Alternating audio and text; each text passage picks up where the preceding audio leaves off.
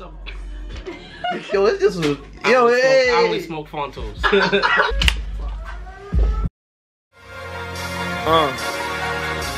They told me I should laugh more, cause I get the cash more. The cops ran up in front, then my game hit the back door, no sleep. Man, it's your boy Henrock, aka Henry.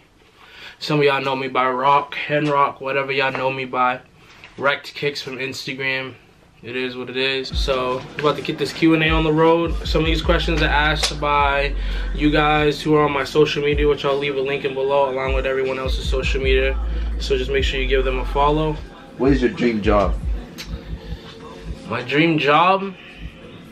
I ain't gonna lie. I ain't gonna hold y'all to it. When I was younger, my dream job, I actually wanted to be a lawyer. Because as most of you guys know, I love arguing with people, no matter what the situation may be. I think over the course of time, like throughout like my high school career, I feel like school wasn't for me. What is your nationality? My nationality, I'm 100% Vietnamese. I can read it, I can write it, I can speak it, and I can understand it. So, yeah. So you can put on an application. Where you from? Where am I from? I'm from my father's balls. Nah, I'm actually I was born and raised in Alabama. I lived there until about the age of 9.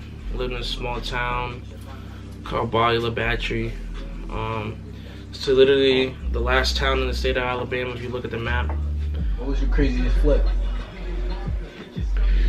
My craziest flip, like sneaker wise or like clothing wise, my craziest flip had to been like one of the most recent Yeezy releases. I think me and a buddy of mine ended up getting like 14 or 15 pairs each, you know. So it was definitely one of my craziest flip. I mean, I put the same amount of effort into every release. I try to get as much pairs as I can or as much pieces as I can, but that's definitely one release that I wasn't expecting for me to touch that many pairs. How was it growing up in Boston? Growing up in Boston, I felt like I had a lot to prove to people around me. As I said earlier, I was born and raised in Alabama. I wasn't really, when I moved up here at the age of 9, 10, I wasn't really hip to the whole fashion thing. You know, I just went to public school out here, and I felt like the vibes is a lot different, you know. Everyone was all dressed up and stuff like that. I was used to going to school in Alabama where you wore uniforms, you know what I'm saying? So all the guys wore the same thing, all the girls wore the same thing, dress shoes and stuff like that. So I think it was like hard for me trying to fit in because, you know, I'm not from up here. So I think yeah, I think it was hard. Oh, what is the most important piece in the outfit? The most important piece? I mean, I think you should think about like, what's the first thing you kind of like look at? Yeah, what do you start out like? We look for like a fit. Alright, so if that's the question, then I think the most important piece of the fit is the sneakers. I think when I see someone in the street, when I go to Newberry Street, when I go to the Prudential, when I go to Braintree Mall, Natick Mall, whatever, my first reaction when I see somebody and they're wearing something that's hype on top, I always look down at their feet, see what they got on their feet. What was your craziest New Year's party? Damn. I don't know. I had a couple of crazy ones, man, but you know what I'm saying, but yeah, we know, my guy. We know, my guy. Ah, man. I mean, there's one New Year's I recall my sneakers Hey, easy. My craziest New Year's party, bro, was a New Year's party that me and this cat that I used to be cool with, we threw a party in Randolph. Kind of got popping, but you know, I don't really gotta go into too much details about that. What was your hardest transition to something in your life? The hardest transition in my life was definitely when I was younger. You know, like I grew up the first 9 years living with my mom.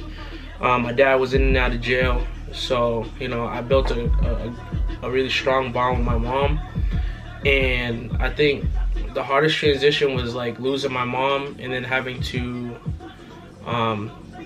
kind of get along with my father, you know what I'm saying? Like, because he wasn't really there the first couple years of my life, so I didn't really know who he was. And it was hard because now that I don't have my mom there, it was tough because, I mean, this dude's been missing out the picture for a while.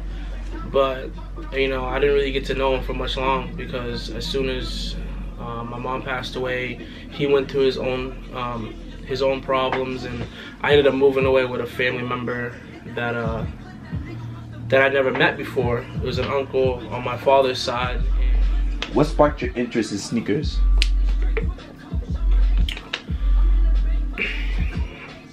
I don't think it really was what sparked my interest. I think it was more of like I was kind of forced into it, you know.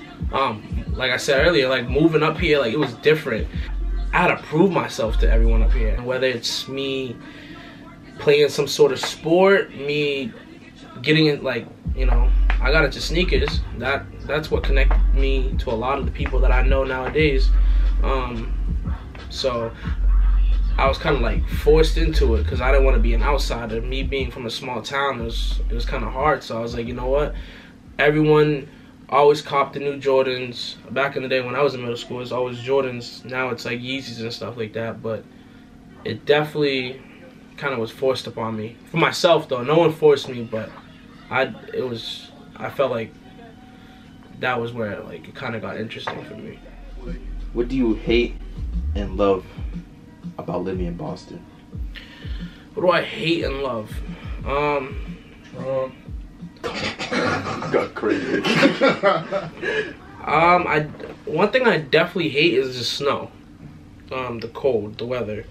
I think it's very, I mean, it don't really matter where you go. The weather is always gonna be bipolar as hell. But up here, you know, when the season starts, it's like kind of, all right, we can be expecting snow any moment now, and then spring can come and it still be snowing in spring up to like the last month or two before the summertime, you know what I'm saying? But like for example, like yesterday it was like 60 to 61 degrees, and today it was like 49, 50 degrees, you know what I'm saying? Like, it's a very bipolar thing. That's what I hate about living in Boston. But what I love about living in Boston is I have a really strong connection with a lot of people. You know, a lot of my closest friends are up here, which, you know, support me a lot. So, you know, that's what I like about it. That's what I love about living up here. Have you ever got scammed? Got scammed? I don't know, bro. Like, I think I got scammed the first time. It was in middle school, and it had to do with sneakers. Some dude, met him on Facebook group, told me these pair of shoes with some heat. Told me there was some retro 10s. Named me a colorway. I was like, yo, like, this is heat. You know what I'm saying? And then I traded him some Taxi 12s, bro. Oh, where is your dream vacation? Or what do you want to do in your dream vacation? Either one of those two. I have a lot of places that I actually want to travel. I love traveling. I love seeing new places. I love meeting new people. I think my top 5 definitely would be Dubai, Thailand, Bora Bora, Australia, and I definitely got to hit one of the islands, the Caribbean islands. I'm saying, because a lot of my guys is from down there, so I feel like I need to see what they came from. You know what I'm saying? But for somebody that's visiting Boston, what food spot would you recommend? Or maybe your favorite food spot in Boston? If someone visiting Boston, depends on where they're from. Because the restaurant that I like to go to a lot is, they got a couple of locations, you know what I'm saying? Some on the East Coast, some on the West Coast. But it definitely have to be Del Frisco's Double Eagle Steakhouse.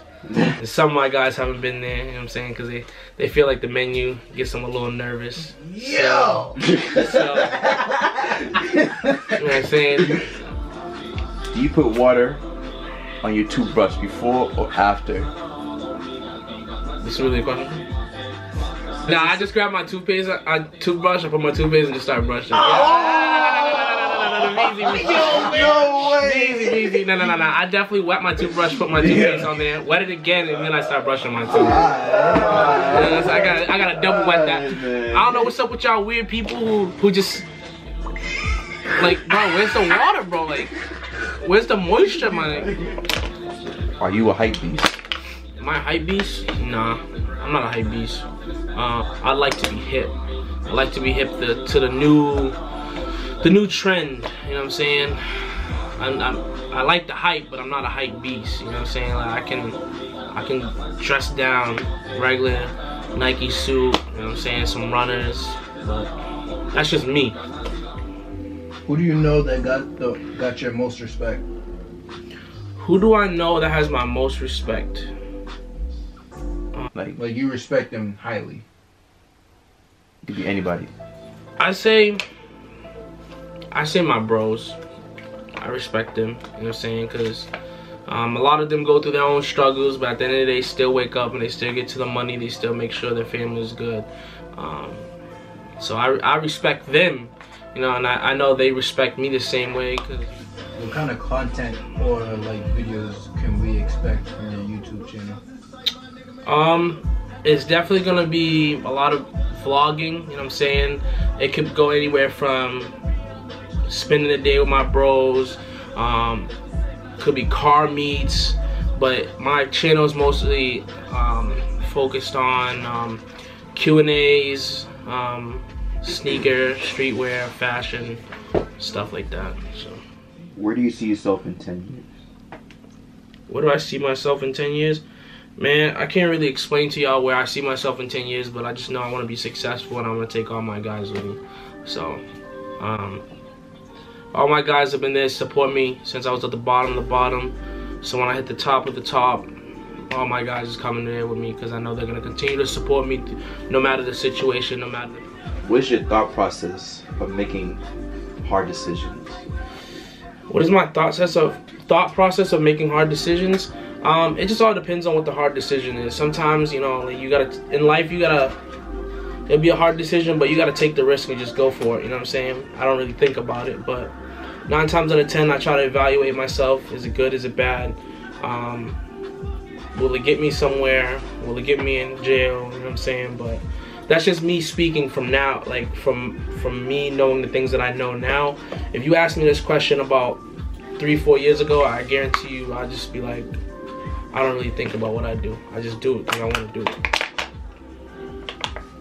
Who has been the biggest influence on your sneaker game or in life in general? My biggest influence? Sneaker game or in life in general? I don't really know if this is much of an answer, but I think my biggest influence is my mother. You know, I feel like if my mom was here, she'd definitely want me to be a successful man. So I feel like every day I wake up and, you know, I look at her picture on my phone, like that's who I do it for. That's who I want to make proud, you know what I'm saying? If she was here, I would want her to have the best life, you know what I'm saying? I wouldn't want her to worry about anything. So I think that's who influences my life, man. Out of you guys, who do you think is gonna have a baby first? That question ain't appropriate, but however, I will answer that question in my part 2 Q&A. Let me go invest in a glizzy. Instead I went and bought me a tech. I can't wait till I make it and rap. I'ma buy my